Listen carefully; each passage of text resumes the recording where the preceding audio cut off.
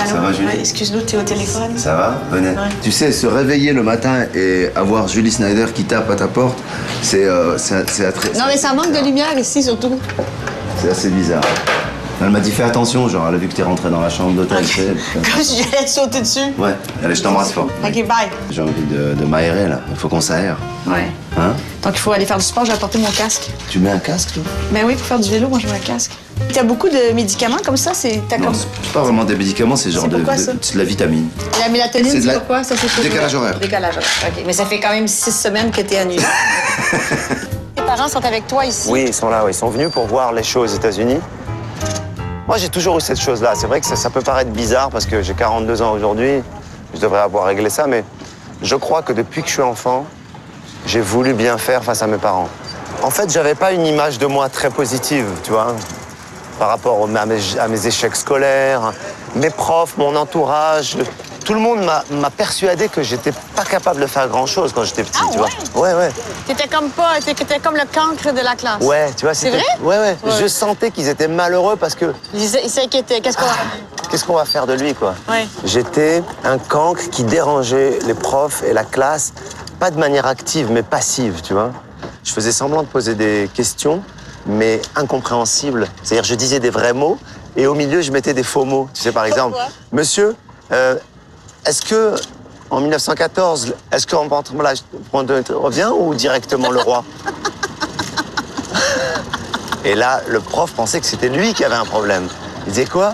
Je dis, bah c'est simple. Si la révolution est vraiment ça, on ne peut pas dire que ce roman d'affaires à Tourloff. Tu es ma psy américaine, finalement. Puis à partir de quel moment t'as senti que tu donnais un peu de satisfaction à tes parents? Quand j'ai commencé à faire les premiers spectacles et que ça a plu, et bizarrement, les satisfactions, pour eux, c'était pas forcément la presse ou les fans, c'était quand la famille et les proches ont commencé à valider, tu vois. J'ai un souvenir de ma grand-mère, je jouais au Maroc, elle était venue me voir et elle était tétanisée de trac pour moi parce qu'il y avait le médecin de famille dans la salle. Et alors, il y avait pourtant des gens importants, tu vois. Il y avait le maire de la ville, il y avait...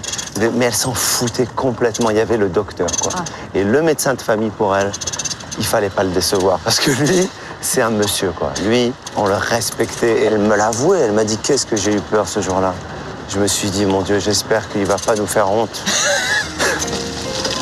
Regarde, tu vois, voilà, ils font du sport, regarde. Le sport, ça peut être fait de plein de manières différentes, regardez. Et ça, c'est drôle. C'est génial. Et la première fois de toute ta vie où tu as fait du ski alpin, c'était au Québec?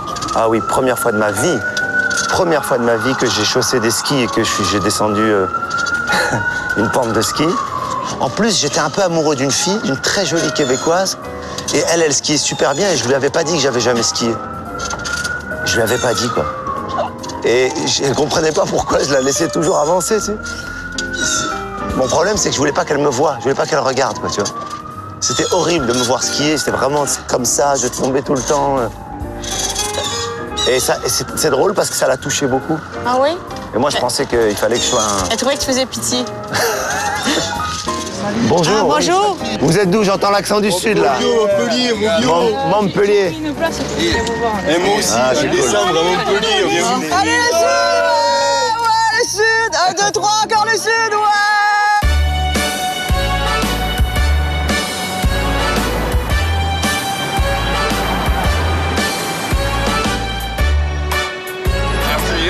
Merci, monsieur.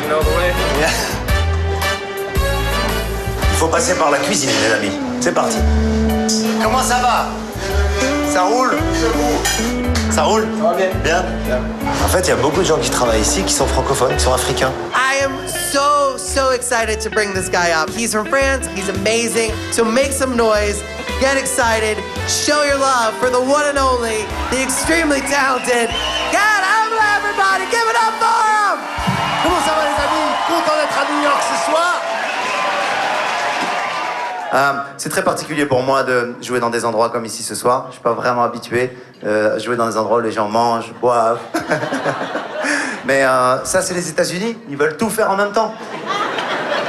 On a des différences, certes. Des différences sociales, des différences religieuses, des différences de nationalité, des différences physiques, vestimentaires.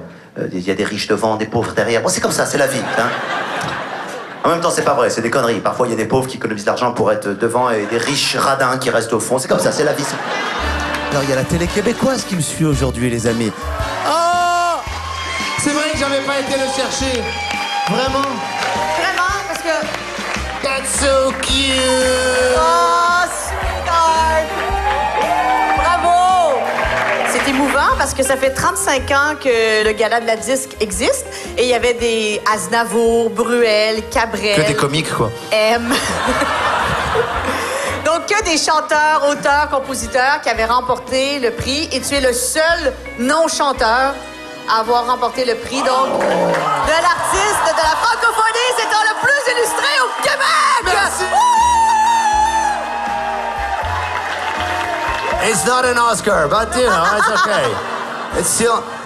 en revanche, ce qui est très absurde, Julie, c'est qu'on est à New York aux États-Unis et la première fois que je reçois un prix aux États-Unis, c'est l'artiste de la francophonie. Et ça me fait très très plaisir. Ça me touche énormément. J'ai jamais eu de prix dans ma vie, jamais à l'école, jamais nulle part. Donc si j'ai un prix avec le métier que je fais et de faire rire les gens, merci beaucoup le Québec. Merci infiniment. Merci. Merci New York. À bientôt.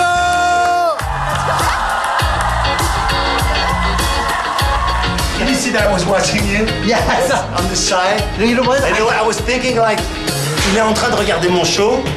Harrison, il comprend pas un mot de français, mais regardez mes trucs, like... I knew your bits in English, so I was able to correspond them to your act, like the elevator, and I was like, oh, okay, and the fish. Harrison, we got a drink now.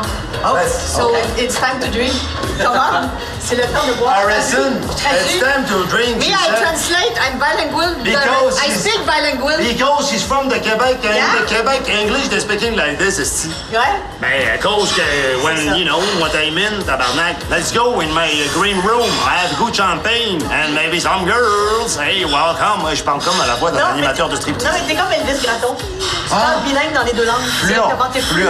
Fluent. Fluent dans les deux langues. Alors, qui m'a envoyé des fleurs? Alors...